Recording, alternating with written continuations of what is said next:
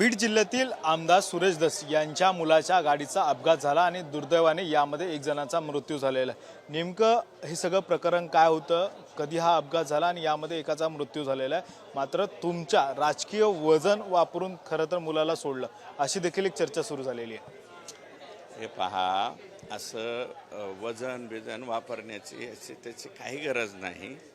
दुर्दैवाने जे आहे ते माझ्या मुलाच्या गाडीचा ॲक्सिडेंट झालेला आहे। आता isakal.com आहे देशातील नंबर 1 ची मराठी न्यूज वेबसाईट। प्रत्येक अपडेटसाठी isakal.com ला नक्की भेट द्या।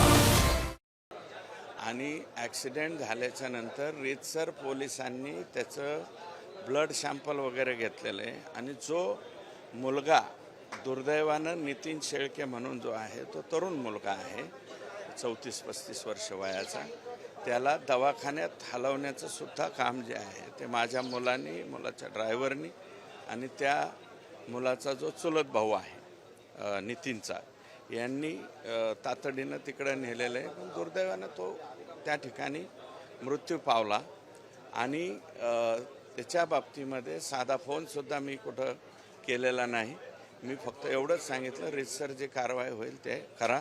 त्यांनी रात्री त्या दिवशी ब्लड सॅम्पल जे आहे माझ्या मुलाचं आणि ड्रायव्हरचं दोघांचंही घेतलं आहे आणि काल जे आहे ते गुन्हा दाखल झालेला व्हायला उशीर लागला, तर जवळपास 3 वाजले दुपारचे आणि नंतर 5:30-6 वाजता माझ्या मुलावरती कारवाई करून, अटकेची कारवाई करून त्या ठिकाणी रीतसर कारवाई झालेली।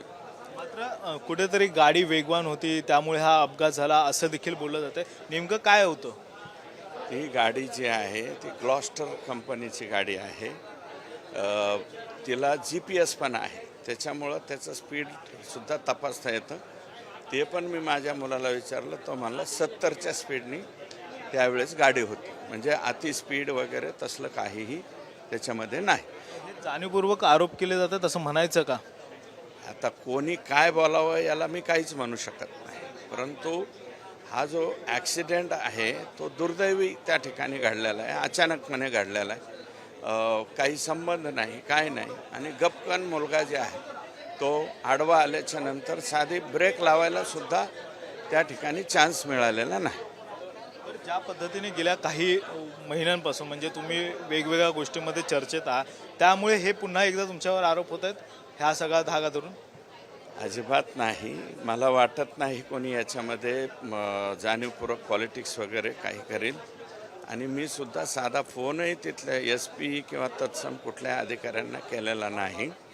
त्यांना मी म्हणलं फक्त रीतसर जे आहे ते कारवाई करा, माझ्या मुलालाही सांगितलं। त्याप्रमाणे ते तिथे थांबून राहिले, त्यांचं मेडिकल करण्यात आलं आणि नियमाप्रमाणे त्यांची अटकेची सुद्धा कारवाई झालेली। सगळी कारवाई आहे ती नियमाप्रमाणे झालेली आहे, कुठलाही फोन देखील आहे तो मी केलेला नाही असं देखील सुरेश धसांकडून सांगण्यात येत आहे। व्हिडिओ जर्नलिस्ट रोहितसह गणेश कोडे, साम टीव्ही मराठी, मुंबई।